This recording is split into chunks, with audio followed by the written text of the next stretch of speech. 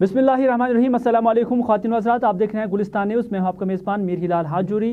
National conference के सदर doctor Farooq Abdullah ने मीटिंग तलब की है और इस मीटिंग में उन्होंने 4 लीडरान को बुलाया है और ये मीटिंग 20 अगस्त को उनके रिहायशी गाह पर यानी गुपकार में शाम 5 बजे मुनक़्क़िद हो जाएगी। लेकिन बड़ी खबर इसमें यह है कि ये मीटिंग क्यों बुलाई गई है, अभी क्या सरकमस्टेंसेस है कि जिसकी वजह से इस मीटिंग को बुलाया गया है। खास मीटिंग है क्योंकि अब सरकार और नेशनल कॉन्फ्रेंस के दरमियान टक्कर सामने आ गया है, क्योंकि नेशनल कॉन्फ्रेंस ने जहां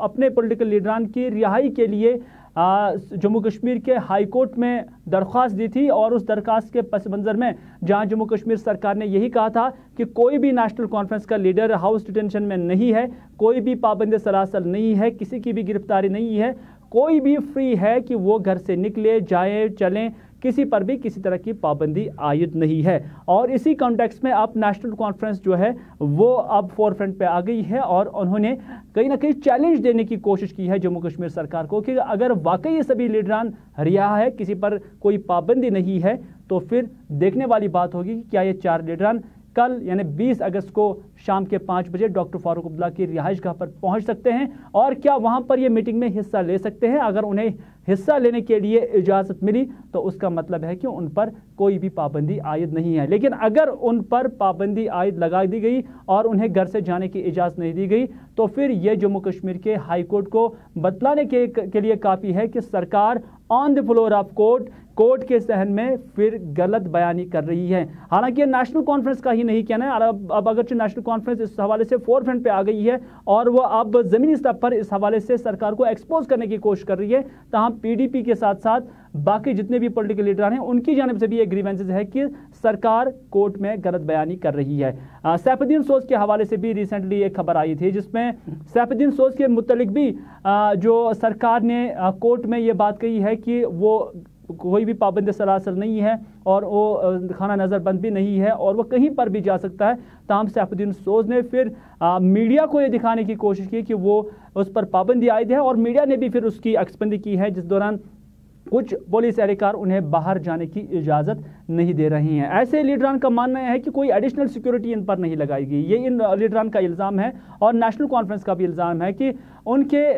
जो महाफिज हैं या जो उनके घर में गारत लगी हुई है वही लोग उन्हें बाहर जाने की इजाज़त नहीं देते हैं, क्योंकि उनसे ये वाशका अल्फाज में और वाज़ेह तौर पर कहा जाता है कि उन्हें बाहर जाने की इजाज़त नहीं है। तो इस वजह से उनका मानना है कि उन पर पहरादारी बिठा दी गई है और वो बाहर जा भी नहीं सकते हैं। इसी कॉन्टेक्स्ट में अब नेशनल कॉन्फ्रेंस ने कल की ये मीटिंग तलब की है और इस मीटिंग में किस किस को बुलाया गया है ये भी आपको बताते चले कि इस मीटिंग में डॉक्टर फारूक अब्दुल्ला जो कि पार्टी के सदर हैं, उन्होंने सबसे सीनियर मोस्ट जो लीडर है नेशनल कॉन्फ्रेंस के अंदर साबिका वज़ीर ख़जाना अब्दुल रहीम राथर, उन्हें बुलाया गया है इस मीटिंग में। और उसके साथ साथ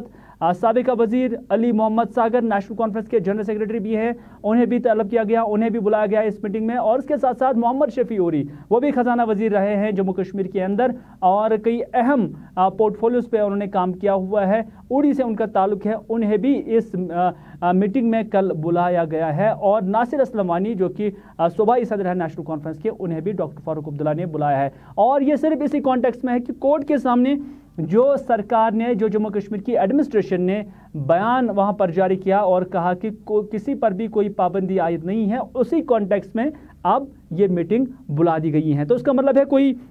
बड़ी बात इस मीटिंग में शायद डिस्कस नहीं होगी, या अगर इजाज़त मिली भी तो उसके बाद हो सकता है कुछ सेंसिटिव इश्यूज़ पर ये पार्टी के सीनियर मोस्ट लीडरान पहली बार मिल सकते हैं। इससे पहले भी हमने देखा कि डॉक्टर फारूक अब्दुल्ला से अगरचे कुछ लीडरान ने मुलाकात की थी, चाहे उसमें जस्टिस हसनैन मसूदी थे जो कि मेंबर पार्लियामेंट है और उसके साथ साथ मोहम्मद अकबर लोन से भी मुलाकात हुई, या कुछ और लीडरान भी जो है डॉक्टर फारूक अब्दुल्ला से मिले हैं। ताहम उसके फ़ौरन बाद हमने देखा कि कोई भी ऐसी मीटिंग बड़ी नेशनल कॉन्फ्रेंस की जानिब से अभी तक मुनक़्क़िद नहीं हो पाई है और नेशनल कॉन्फ्रेंस का मानना है कि उन्हें